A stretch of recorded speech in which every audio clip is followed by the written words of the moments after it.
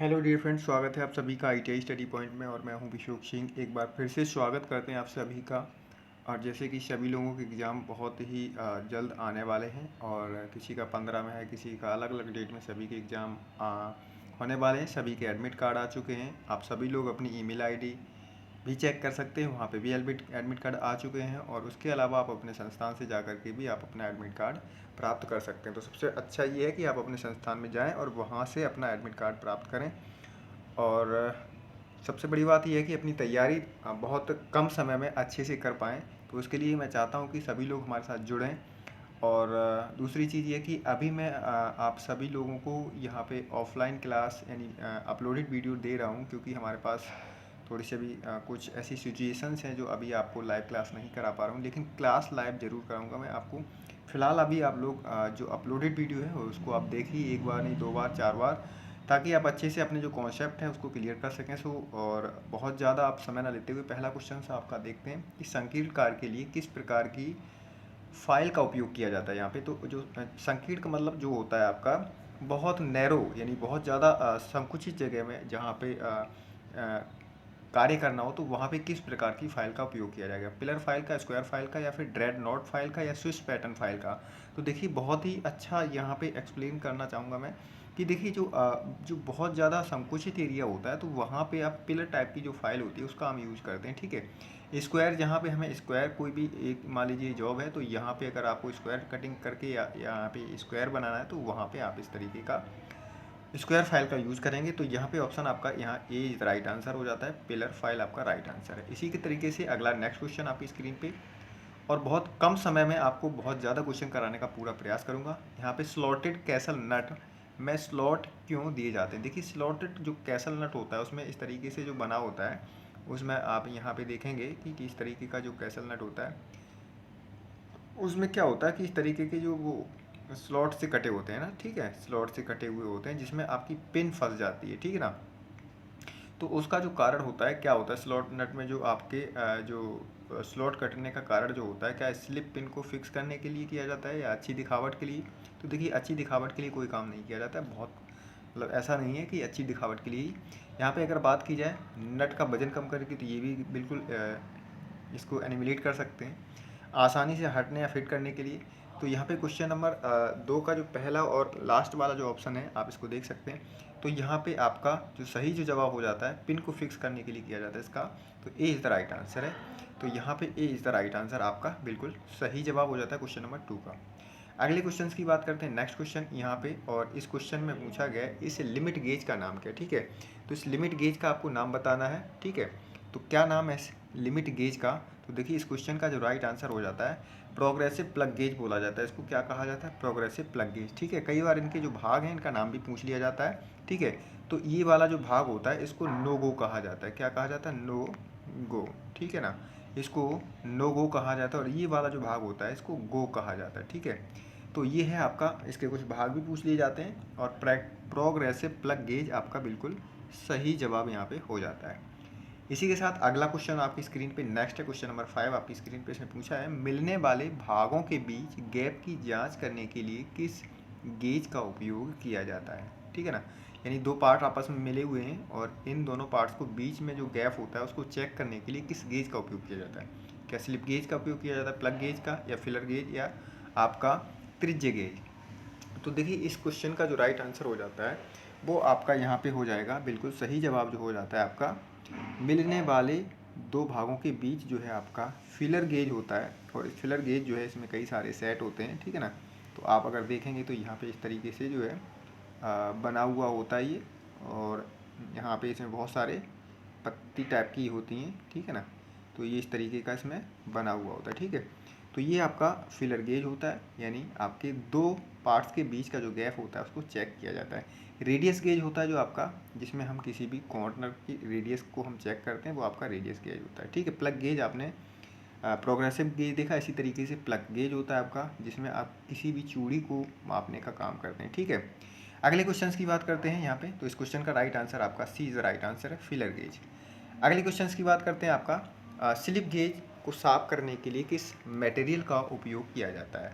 Max यानी मोम, backs यानी मोम का, कैरोसिन, या फिर आपका सेल्यूल ऑयल, या फिर कार्बन टेट्राक्लोराइड। ठीक है, तो इस क्वेश्चन का जो राइट आंसर हो जाता है डियर, यहाँ पे D is the right answer है। इसको कार्बन टेट्राक्लोराइड यानी आपका D is the right answer है, इससे साफ किया जाता है। तो ऑप्शन डी के साथ आंसर चला जाता है। इसी के साथ अगले क्वेश्चन की बात करते हैं। क्वेश्चन नंबर 7 आपकी स्क्रीन पे है। किस सामग्री को चार्ज करने के बाद लैपिंग प्लेट को धोना है? ठीक है ना, किस सामग्री को चार्ज करने के बाद लैपिंग प्लेट को धोना है, यानी कि किससे? ऑयल से, मिट्टी के तेल से, कूलेंट से, या पेट्रोलियम जेली से। तो क्वेश्चन नंबर 7 का जो राइट आंसर हो जाता है यहाँ पे, यहाँ आपका केरोसिन आ जाता है। तो केरोसिन जो है आपका बिल्कुल सही जवाब है। अगले क्वेश्चन की अगर हम बात करें तो अगला क्वेश्चन आपकी स्क्रीन पे ये आ गया है। स्लिप गेज को जंग से बचने के लिए किस सामग्री का उपयोग? देखिए यहाँ से एक क्वेश्चन आपका जरूर पूछा जाता है। ठीक है, तो इस क्वेश्चन का जो राइट आंसर है वो आपको बताना है, क्वेश्चन नंबर 8। और यहाँ पे इसका जो सही जवाब हो जाता है वो आपका क्या हो जाएगा? D is the right answer, यानी पेट्रोलियम जेली से इसको साफ किया जाता है स्लिप गेज को। ठीक है, अगले क्वेश्चन की बात करते हैं। अगला क्वेश्चन एक विशेष आयाम के लिए स्लिप गेज का निर्माण करने की प्रक्रिया को क्या कहते हैं? सबसे बड़ी स्लिप गेज के साथ ब्रिंगिंग शुरू करें, या ब्लॉक की आंतरिक संख्या, या ग्रेड जीरो से एक्यूरेसी के साथ निर्मित करना, या फिर आपका ऑप्शन यहाँ पे डी सही जवाब होगा। बताएं तो इस क्वेश्चन का राइट आंसर क्या होगा? आप लोग कमेंट बॉक्स में हमें ज़रूर बताएं। चलिए अगले क्वेश्चन की बात करते हैं। नेक्स्ट क्वेश्चन यहाँ पे, इस गेज का नाम क्या है? तो देखिए यहाँ पे 4 ऑप्शन आपकी स्क्रीन पे हैं और एक गेज दिया हुआ है, इसका नाम आपको पूछा गया है। Plain snap gauge, thread snap gauge, या थ्रेड पिच गेज, या फिर adjustable snap gauge. Question number यहाँ पे आपका राइट आंसर हो जाता है 10 का सही जवाब जो है आपका एडजस्टेबल स्नैप गेज, यानी डी आपका सही जवाब है। देखिए कुछ क्वेश्चंस जो हैं वो आप लोगों के लिए भी छोड़ते हैं ताकि आप लोग की तैयारी क्या है वो आपका कॉन्सेप्ट हमें पता चल सके कि आप किस लेवल की भी तैयारी कर रहे हैं। 1-2 क्वेश्चन और हम देंगे आप लोगों को, ताकि आप लोग सभी लोग इस वीडियो के अंदर लास्ट में हमें कमेंट करके बताएं कि कैसा वीडियो रहा और आप लोगों की क्या तैयारी है। ठीक है, अगला क्वेश्चन है, किस अपघर्षण यानी जो एब्रेसिव होते हैं का उपयोग नरम इस्पात और एलॉय धातुओं को लैपिंग के लिए किया जाता है? तो बताइए, सिलिकॉन कार्बाइड, या फिर आपका डायमंड, या बोरोन कार्बाइड, या फिर फ्यूज्ड एल्यूमिनिया। तो क्वेश्चन नंबर 12 का जो राइट आंसर है वो आपका क्या हो जाएगा? तो देखिए जो अब्रेसिव कण होते हैं उनका नरम इस्पात और एलॉय धातुओं की लैपिंग के लिए किया जाता है। तो इस क्वेश्चन का जो राइट आंसर हो जाता है डियर, वो यहाँ पे आपका डी के साथ जाएगा, फ्यूज्ड एल्यूमिना, यानी आपका D is the right answer. अगले क्वेश्चन की अगर हम बात करें, नेक्स्ट क्वेश्चन नंबर आपका 13 और इसमें पूछा गया है, लैपिंग प्लेट की सतह पर ग्रूवेज क्यों प्रदान किए जाते हैं? जो लैपिंग सतह होती है उस पर जो ग्रुप्स बने होते हैं उनका क्या कारण होता है? विस्तार की अनुमति देने के लिए, या फिर क्लियरेंस प्रदान करने के लिए, या फिर आपका एब्रेसिव को बनाए रखने के लिए, या फिर आपका ऑप्शन डी कह रहा है मामूली समायोजन की अनुमति देने के लिए। तो क्वेश्चन नंबर 13 का जो राइट आंसर हो जाता है, देखिए जो आपके लैपिंग प्लेट की सतह जो है उसका जो कारण होता है इसमें जो है एब्रेसिव को बनाए रखने के लिए। ठीक है ना, तो इसका राइट आंसर आपका सी के साथ चला जाता है। इसी तरीके से अगला क्वेश्चन नेक्स्ट है और इसमें पूछा गया है, सरफेस हार्डनिंग विधि क्या है? यहाँ पे एक मेथड दिया है जिसमें आपको ये पूछा गया है ये कौन सी विधि है। ठीक है, तो यहाँ पे आप देख पा रहे हैं एक ये बॉक्स है और बॉक्स के अंदर किसी भी चीज़ को क्या किया जाता है? पैक किया जाता है। ठीक है, तो आप इस विधि से आप याद करेंगे, बॉक्स के अंदर हम पैक करते हैं तो क्या चीज़ पैक करते हैं? कोई भी चीज़ हम सामग्री को पैक करते हैं तो यहाँ पे पैक कार्बोराइजिंग, यानी बॉक्स से आप पैक करते हैं तो पैक से आप पैक कार्बोराइजिंग, यहाँ पे आप सही आंसर लगाएंगे तो option B is the right answer हो जाता है। अगले क्वेश्चन की अगर हम बात करें यहाँ पे, तो यहाँ पे आप देखेंगे सरफेस हार्डनिंग, यहाँ पे सरफेस हार्डनिंग की विधि कौन सी है? What is the method of surface hardening? ठीक है, तो यहाँ पे आप इसका भी हम एक आपको एक जिसे हम कहते हैं कि आपको एक वो बता देते हैं कि किस तरीके से इसका हम तुक्का वो मारते हैं, ट्रिक बनाते हैं। तो देखिए ये है आपकी फ्लेम हार्डनिंग। क्या है? क्वेश्चन नंबर 15 का जो राइट आंसर है वो आपका फ्लेम हार्डनिंग है। जो भी आपका गैस चूल्हा होता है तो उसमें क्या होता है, फ्लेम तरीके से जो आपकी इसमें से जो जो बर्नर होता है उसमें क्या होता है, ये आग सी निकलती है। तो वही मान लीजिए कि ये आपका एक फ्लेम टाइप का है। ठीक है ना, तो इसमें से क्या हीट उत्पन्न हो रही है, तो आपका क्या हो जाएगा? फ्लेम हार्डनिंग है। ठीक है, और जब ये फ्लेम हार्डनिंग जब गर्म होती है तो ये क्या करती है? इसको क्या करती है? सरफेस हार्डनिंग करने का प्रयोग करती है, यानी काम करती है। ठीक है, तो इसका राइट आंसर आपका सी आपका बिल्कुल सही जवाब है।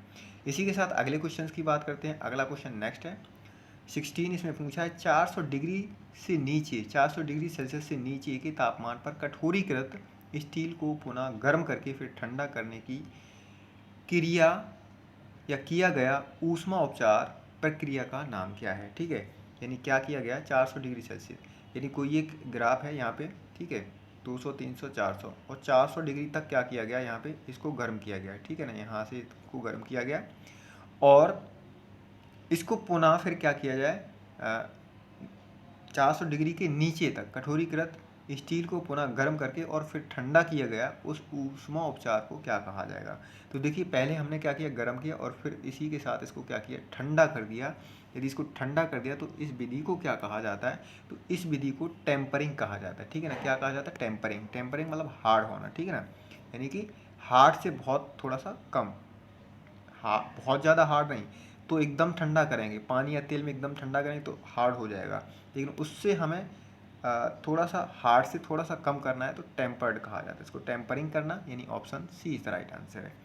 इसी के साथ अगले क्वेश्चन की बात करते हैं। नेक्स्ट अगला क्वेश्चन आपकी स्क्रीन पे है, इसमें पूछा गया है स्टील में टेम्परिंग प्रक्रिया क्यों की जाती है। देखिए तो अभी जो क्वेश्चन हमने करा उसका ये इसी में ही जवाब है, उसी क्वेश्चन का इसमें जवाब है। तो इसका क्या कारण होता है, जो टेम्परिंग हम करते हैं किसी भी मटेरियल की, तो उसका कारण क्या होता है, काटने की क्षमता को जोड़ने के लिए, या स्ट्रेस और स्ट्रेन को दूर करने के लिए, या ग्रेन संरचना को परिष्कृत करने के लिए, या फिर कठोरता और टफनेस को रेगुलेट करने के लिए। तो क्वेश्चन नंबर 17 का जो राइट आंसर हो जाता है, तो देखिए इसका जो राइट आंसर है कठोर और टफनेस को रेगुलेट करने के लिए। जैसे आपने जो कटिंग टूल्स होते हैं उनको क्या किया जाता है, इनको भी क्या किया जाता है, यहाँ पे आपका टेम्पर्ड किया जाता है। तो जब हम किसी की धार को हम टेम्पर्ड करते हैं तो वो क्या करेगा, कठोर और टफनेस को रेगुलेट, यानी कम, मतलब इसको क्या करेगा, रेगुलेट करेगा। ठीक है ना, तो इसका राइट आंसर आपका डी बिल्कुल सही जवाब है। इसी के साथ नेक्स्ट क्वेश्चन आपकी स्क्रीन पे है और इस क्वेश्चन में आपको ये पूछा गया है इस की का नाम क्या है। यहाँ पे 4 ऑप्शन आपकी स्क्रीन पे हैं, इसमें पूछा गया है कि ये कौन सी की है।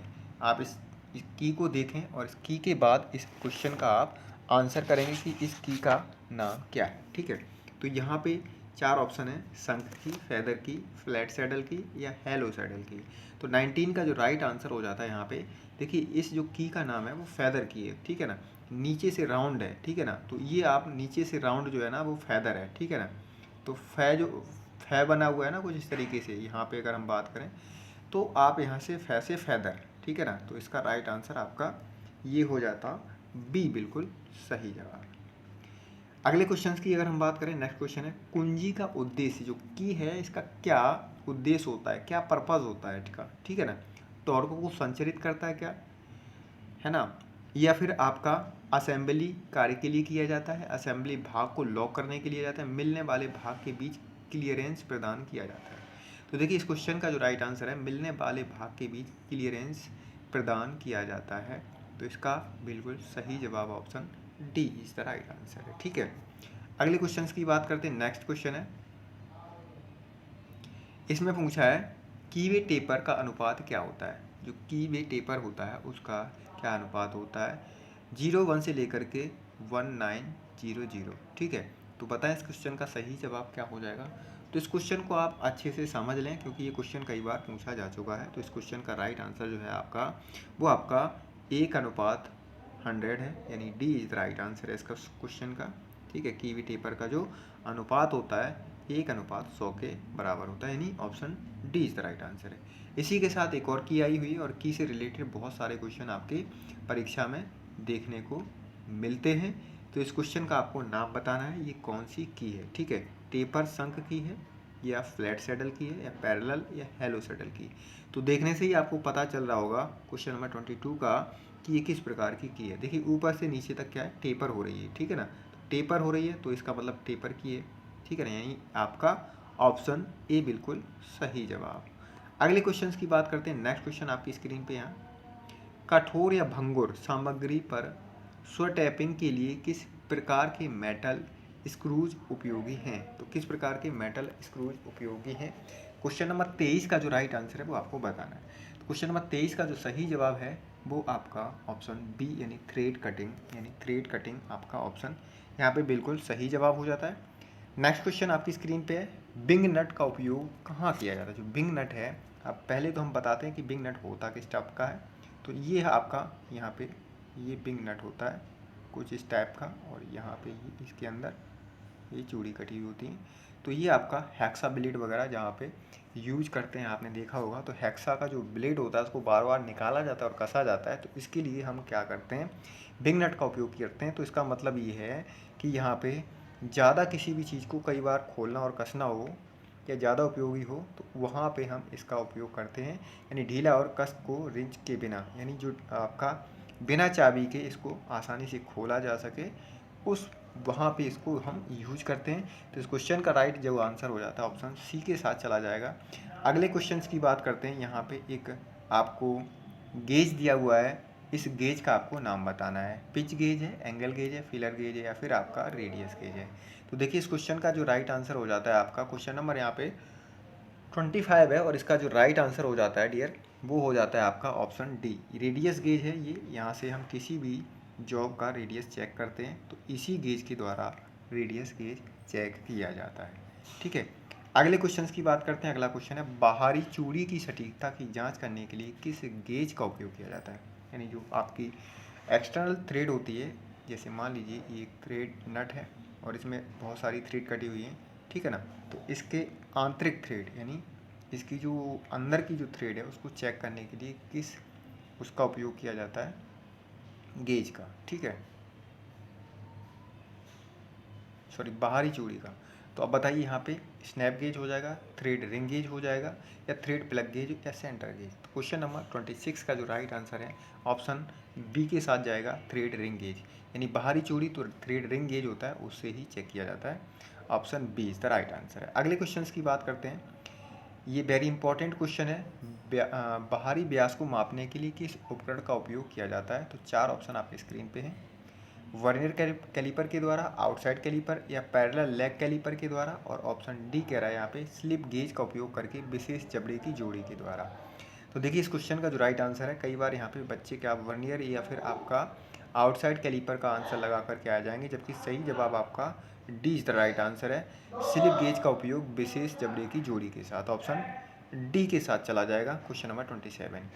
क्वेश्चन नंबर 27 के बाद आता है आपका 29, और इसमें पूछा फिलर गेज के सेट कितने होते हैं। सेट जो है आपका फिलर गेज के होते हैं सेट नंबर 1 या 2, सेट नंबर 1 2 3 4, सेट नंबर 1 2 3 4 5, और ऑप्शन डी कह रहा है सेट नंबर 1 2 3 4 5 6। क्वेश्चन नंबर 29 का सही जवाब आपको बताना है।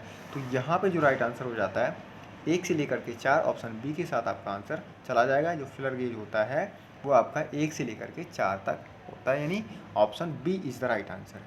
इसी के साथ नेक्स्ट क्वेश्चन आपकी स्क्रीन पे क्वेश्चन नंबर यहाँ पे 30, और इसमें पूछा गया है रेडियस और फ्लैट गेज बनाने के लिए किस मटेरियल का उपयोग किया जाता है। जो रेडियस गेज है या फ्लैट गेज है, इसको बनाने के लिए किस मटेरियल का उपयोग किया जाता है। टूल स्टील का, या कठोर इस्पात का, या उच्च कार्बन स्टील का, या फिर आपका मीडियम कार्बन स्टील का। तो क्वेश्चन नंबर 30 का जो राइट आंसर हो जाता है वो आपका ऑप्शन बी, आपका हार्डनेस स्टील जो है आपका सही जवाब, यानी कठोर इस्पात। ऑप्शन बी के साथ आंसर चला जाता है। रेडियस जो गेज होता है आपका, रेडियस या फ्लैट गेज होते हैं आपके हार्डेड स्टील के बनाए जाते हैं। ऑप्शन बी से राइट आंसर। अगले क्वेश्चंस की बात करते हैं। यहाँ पे इस लैपिंग टूल का नाम क्या है, इसका आपको आंसर बताना है।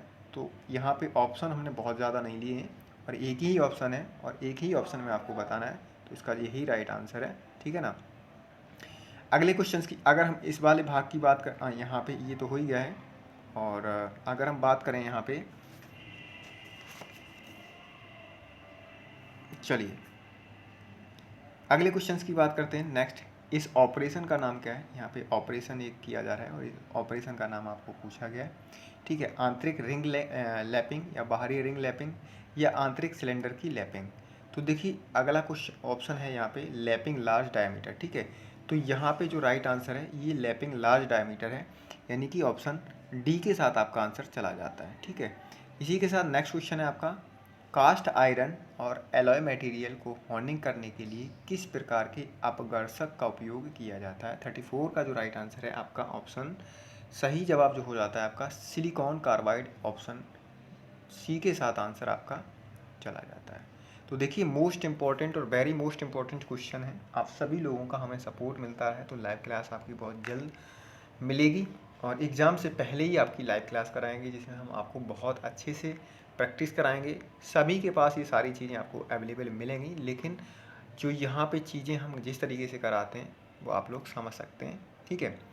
तो चैनल को सब्सक्राइब ज़रूर करें जितने भी साथी अगर पहली बार आएँ, और कमेंट बॉक्स में हमें कमेंट ज़रूर करा करें कि किस तरीके से जो हमारे क्वेश्चंस हैं और जो हम प्रयास कर रहे हैं आप तक पहुंचाने का, क्या हमारा जो प्रयास है वो आपको कैसा लग रहा है, ठीक है। तो ये सारी चीज़ें हमें कमेंट बॉक्स में आप सभी लोग कमेंट करके ज़रूर बताया करें, और चैनल को सब्सक्राइब करें ताकि हम आप तक पहुंचने का अच्छे से और प्रयास करते रहें, ताकि हमें थोड़ा सा मोटिवेशन मिलता है जब आप लोग अच्छे से देखते हैं वीडियो को, ठीक है ना।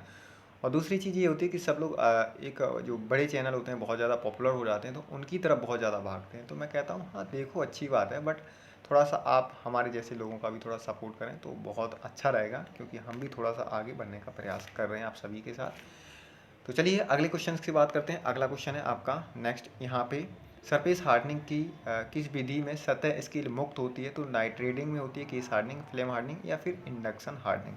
35 का जो राइट आंसर हो जाता है आपका ऑप्शन डी, इंडक्शन जो हार्डनिंग होती है इसमें क्या होता है, सरफेस जो विधि होती है स्किल मुक्त होती है ऑप्शन। और इंडक्शन हार्डनिंग आपको मैंने बताया था इस तरीके का जो आपका वर्नियर से जो वर्नर की तरह जो इसमें हीट निकलती है तो आपका क्या हो जाता है, सरफेस हार्डनिंग, ठीक है। तो इस क्वेश्चन का right answer D is the right answer है। अगले क्वेश्चन की बात करते हैं। यदि स्टील को क्रिटिकल टेम्परेचर तक गर्म किया जाता है और भट्टी में बहुत धीरे धीरे ठंडा किया जाता है, उस प्रक्रिया का नाम क्या है? एनेलिंग, हार्डनिंग, टेम्परिंग, या फिर आपका नॉर्मलाइजिंग। क्वेश्चन नंबर यहाँ पे आपका हो जाता है 36, और इस क्वेश्चन का जो राइट आंसर हो जाता है आपका ऑप्शन ए, एनेलिंग कहा जाता है। इसको क्या कहा जाता है? एनेलिंग। इससे धातु क्या होती है, थोड़ी सी सॉफ्ट यानी कि नरम हो जाती है। ऑप्शन ए के साथ आपका राइट आंसर है। अगले क्वेश्चन की बात करते हैं। स्टील घटक की संरचना को परिष्कृत, यानी जो आपका जो स्टील की जो संरचना है इसको, जो स्ट्रक्चर है इसको परिष्कृत करने की प्रक्रिया को क्या कहते हैं? टेम्परिंग, एनलिंग, हार्डनिंग, या फिर नॉर्मलाइजिंग। तो देखिए 37 का जो राइट आंसर हो जाता है ऑप्शन डी, इसको क्या कहा जाता है? नॉर्मलाइजिंग, यानी ऑप्शन डी के साथ आपका आंसर चला जाता है। इसी के साथ अगले क्वेश्चन की बात करते हैं। गर्म सॉल्ट बाथ में कौन सा सरफेस हार्डनिंग की विधि की जाती है? तो इसको कहा जाता है आपका, देखो पैक कार्बोराइजिंग आपको हमने बता दिया है, गैस कार्बोराइजिंग आपका नहीं होता है, ठीक है। नाइट्राइडिंग, नाइट्राइडिंग भी आपने विधि देखी ही ली होगी, तो इसका जो राइट आंसर हो जाता है आपका लिक्विड कार्बोराइजिंग, यानी आप बात का मतलब होता है किसी भी टप टाइप का जो कोई एक बर्तन हो उसमें आप किसी भी हार्डनिंग विधि को करते हैं तो लिक्विड, यानी कि बात का मतलब कोई भी चीज़ पानी है बात में तो मतलब वो क्या हो जाएगा, लिक्विड हो जाएगा। तो कार्बोराइजिंग आपका लिक्विड कार्बोराइजिंग तरीके से आप इसका सेंस लगा सकते हैं। ऑप्शन डी के साथ चला जाएगा इस क्वेश्चन का आंसर। यहाँ पे इस वाले भाग का नाम पूछा गया कि ये जो आपका है इसका क्या नाम है, ठीक है। तो यहाँ पे टेपर शाफ्ट है, या फिर स्प्लाइन शाफ्ट है, या दांतेदार शाफ्ट है, या स्क्रू पेच गेज है। तो इस क्वेश्चन का जो राइट आंसर है आपका दांतेदार शाफ्ट, आपका ऑप्शन सी के साथ आंसर चला जाता है। इसी के साथ नेक्स्ट क्वेश्चन है, किस की का आयताकार क्रॉस सेक्शन होता है जो शाफ्ट और हब दोनों पर कटे कीवे में फिट होता है, ठीक है। तो इस क्वेश्चन का राइट आंसर जो है आपका ऑप्शन 40 का जो राइट आंसर है option A is the right answer कहते हैं इसको, या फिर इसका जिब हेड की भी कहा जाता है इसको, ठीक है ना। तो इसका जो राइट आंसर आपका ऑप्शन ए सही जवाब है। अगले क्वेश्चन की बात करते हैं, टेपर शाफ्ट पर फिटिंग के लिए कौन सी की का उपयोग किया जाता है? टेपर जो शाफ्ट होती है उसमें किस की का उपयोग किया जाता है? फेदर की, जिब हेड की, या फिर वुडरफ की, या फिर फ्लैट सैडल की। तो क्वेश्चन नंबर 41 का जो राइट आंसर है वो आपका यहाँ सी इज़ द राइट आंसर, और वुडरफ की आपका बिल्कुल सही जवाब है। वुडरफ की कुछ इस तरीके से होती है, यहाँ पे इस तरीके से एक वो निकला हुआ होता है हुड, जिसमें आप चोट मार के इसको बाहर निकाल सकते हैं, ठीक है। तो ये आपका वुडरफ की, सॉरी वो जिब हेड की होती है। तो यहाँ पे क्वेश्चन नंबर 41 का जो राइट आंसर है आपका ऑप्शन सी वुडरफ की हो जाता है, ठीक है। ये वाली आपकी जिब हेड की है, ये वाली, ठीक है ना, जो आपने अभी इसको बनाया। सर्कुलर टेपर की का उपयोग कहाँ किया जाता है? तो सर्कुलर टाइप की जो की होती है इसका उपयोग कहाँ किया जाता है?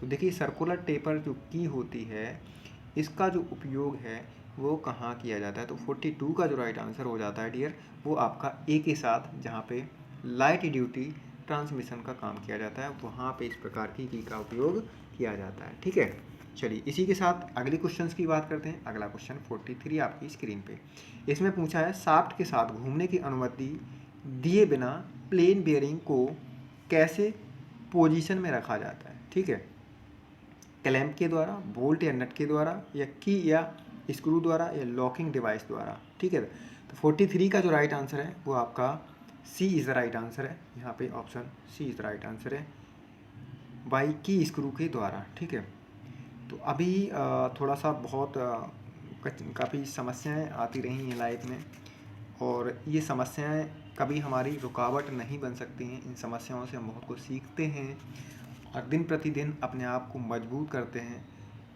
क्योंकि जो लाइफ में समस्याएं आती हैं हर किसी के साथ आती हैं, और समस्याओं से कभी डरना नहीं चाहिए, भागना नहीं चाहिए, क्योंकि हमें समस्याएं कुछ नया सिखा करके जाती हैं। और जो जीवन में हम सीखते हैं वो जो हमारी जिन लाइफ में जो भी कठिनाइयाँ आती हैं उनसे हम बहुत कुछ सीखते हैं, और हमने बहुत कुछ सीखा है ये कुछ समय की अंतराल। ठीक है ना, तो आप सभी लोग का प्यार और सपोर्ट मिलता रहे, क्योंकि कुछ लोग हमारे ऐसे भी मित्र हैं जो लगातार हमारे चैनल को गिराने का प्रयास कर रहे हैं, अनसब्सक्राइब कर रहे हैं। लगातार जो है हमारे चैनल के जो सब्सक्राइबर हैं वो कम होते जा रहे हैं। तो मैं आप सभी से ये निवेदन करूँगा कि आप सभी लोग हमारा सपोर्ट करें, ताकि कुछ जो हमारे 2-4 लोग हैं जो ऐसे कि हमारे चैनल को गिराने का प्रयास कर रहे हैं, तो उनका मुंह तोड़ हम सब लोग मिलकर के जवाब दें, ताकि इस तरीके का जो प्रयास किया जा रहा है हमारे चैनल को डाउन करने का, क्योंकि हम यहाँ पे लगातार मेहनत करते हैं आपके साथ। समय समय पर हम आपको काफ़ी चीज़ों का देने का प्रयास करते हैं, सही से आपको गाइड करने का प्रयास करते हैं। तो कुछ लोग हमारे साथ जुड़े हुए हैं और जो लगातार हमारे चैनल को जिसे कहते हैं ना कि हमारा जो मोटिवेशन है उसको डाउन करने का प्रयास लगातार कर रहे हैं। जीवन में बहुत सारी ऐसी समस्याएं और संघर्ष होते हैं। कुछ लोग ऐसे आते हैं जो आपकी लाइफ में जो आपको जिसे हम घास कूड़ा कहते हैं, और वो आपकी जीवन में बाधा उत्पन्न करते हैं। ठीक है ना, तो उनसे हमें घबराना नहीं है, आगे बढ़ना है। लगातार आप सभी का सपोर्ट और प्यार मिलता रहा तो हम इसी तरीके से आगे बढ़ते रहेंगे आप सभी के लिए। ठीक है, तो सभी लोग सब्सक्राइब करें चैनल को, वीडियो को शेयर करें। और अगला क्वेश्चन आपकी स्क्रीन पे 43 और इसमें पूछा गया है। ठीक है, तो इसका आंसर तो आपको हो ही गया था। अगले क्वेश्चन की बात करते हैं। क्वेश्चन नंबर यहाँ पे 44, और इस की का नाम आपको बताना है, क्या है इस की का नाम। ठीक है, तो क्वेश्चन नंबर 44 आपकी स्क्रीन पे, और इस क्वेश्चन का आपको आंसर देना है सही जवाब। चलिए 44 का जो राइट आंसर है वो आपका option A is right answer है। फ्लैट सेटल की है, क्योंकि आप देख पा रहे हैं ये एक तरीके से पूरी फ्लैट है। देखिए आपकी लाइफ में, सभी की लाइफ में कुछ ऐसे लोग आते हैं जो आपकी लाइफ को पूरी तरीके से बर्बाद करने का पूरा प्रयास करते हैं। ठीक है, तो ऐसे लोगों से मैं जितनी जल्दी समझ सको आप सब लोग, और उनसे आप अपनी दूरी बना लो, क्योंकि ये कुछ लोग जो ऐसे होते हैं जो आपकी लाइफ को पूरी तरीके से बर्बाद करने का प्रयास करते हैं। और समय रहते आप सभी लोग उन ऐसे लोगों को पहचानें और अपनी ज़िंदगी से बाहर करें, क्योंकि आपने अगर उनको ज़िंदगी से बाहर कर दिया तो आपकी लाइफ बहुत अच्छी हो जाएगी। ठीक है, किसी भी चीज़ के पीछे कभी भागना नहीं चाहिए। कई बार ऐसा होता है हम जानबूझ करके भी उस गर्त में गिरते चले जाते हैं और वहाँ से निकलना बहुत मुश्किल हो जाता है। तो इसलिए मैं चाहता हूँ कि आप सभी लोग ऐसी चीज़ों से सीखें जो आपको नुकसान पहुँचा रहे हैं, उससे दूर रहें, और आप अपना जो कीमती समय है आप अपनों के लिए और आप अपने आप के लिए देते रहें। ठीक है, चलिए अगले क्वेश्चन की बात करते हैं। नेक्स्ट क्वेश्चन आपकी स्क्रीन पे, इस की का नाम क्या है। तो ये आपकी की जिव हेड की है, सभी को इसका पता होगा आंसर 45 का। ठीक है ना, तो 45 का क्या हो जाएगा, जिव हेड की। तो देख लेते हैं, हाँ बिल्कुल सही जवाब है यहाँ पे जिव हेड की, सी इज़ द राइट आंसर है। इसी के साथ अगले क्वेश्चन की बात करते हैं 47 आपकी स्क्रीन पे, और इसमें पूछा है ताले की मरम्मत और चाबियों की हार्ड नॉच को फाइलिंग करने के लिए किस फाइल का उपयोग किया जाता है। 46 जो है आपका C is the right answer है, यहाँ पे वर्डेड फाइल, यानी सी इज़ द राइट आंसर है। अगला क्वेश्चन है, इस स्क्रू का नाम क्या है। तो आप देख पा रहे हैं यहाँ पे ड्राइव स्क्रू है, इसका सीधा सा सही जवाब है, यानी B is the right answer है। ठीक है, इसी के साथ अगला क्वेश्चन नेक्स्ट आपकी स्क्रीन पे 48, और इसमें पूछा है लॉक वाशर का फ़ायदा क्या होता है। जो लॉक वाशर होता है उसका क्या फ़ायदा होता है, ठीक है ना। तो इस क्वेश्चन का जो राइट आंसर है, देखिए, ये कंपन के कारण बोल्ट या नट को ढीला होने से क्या करता है, रोकता है। Option D is the right answer है। इसी के साथ अगला क्वेश्चन और 49, इस क्वेश्चन का राइट आंसर क्या हो जाएगा, स्क्रू ड्राइवर का नाम क्या है। तो इस स्क्रू ड्राइवर का जो नाम है वो आपका ऑफसेट स्क्रू ड्राइवर इसको कहा जाता है, यानी option A is the right answer. और इसी के साथ ये क्वेश्चन आज का आखिरी क्वेश्चन है आप सभी के लिए, और इस क्वेश्चन का आप सभी लोग कमेंट बॉक्स में कमेंट करके इसका आंसर देंगे, ठीक है। तो मैं आशा करता हूँ कि इस क्वेश्चन का सभी लोग कमेंट बॉक्स में हमें इस क्वेश्चन का सही जवाब बताएंगे, ठीक है। तो ये थे कुछ क्वेश्चंस चुनिंदा जो हमने आपको उस समय से निकाल के जो प्रयास किया आप लोगों को देने का, जो काफ़ी हमारे लिए मुश्किल भरा रहता है, लेकिन आप सभी लोगों के लिए ये सारी चीज़ें कर रहे हैं ताकि आप सभी का एग्ज़ाम और सही जाए। तो मैं इतना ही कहूँगा लास्ट में कि आप सभी लोग चैनल को सब्सक्राइब करें और ऐसे लोगों को मुंह तोड़ जवाब दें, ताकि वो किसी के साथ ऐसा करने का साहस ना करें, क्योंकि जो लोग मेहनत करते हैं उनके साथ ऊपर वाला भी साथ देता है, और आप सभी का साथ हमें चाहिए, ताकि हम आगे भी इसी तरीके से मोटिवेट हो करके और आप लोगों के लिए कंटेंट प्रोवाइड कराते रहें और एक अच्छे लेवल की कोचिंग का देने का प्रयास करते रहें। So thank you for watching. मिलते हैं अगली वीडियो में, तब तक के लिए धन्यवाद। जय हिंद, जय भारत। कुछ नए क्रिएटिविटी के साथ मिलेंगे कल। So thank you for watching. जय हिंद, जय भारत।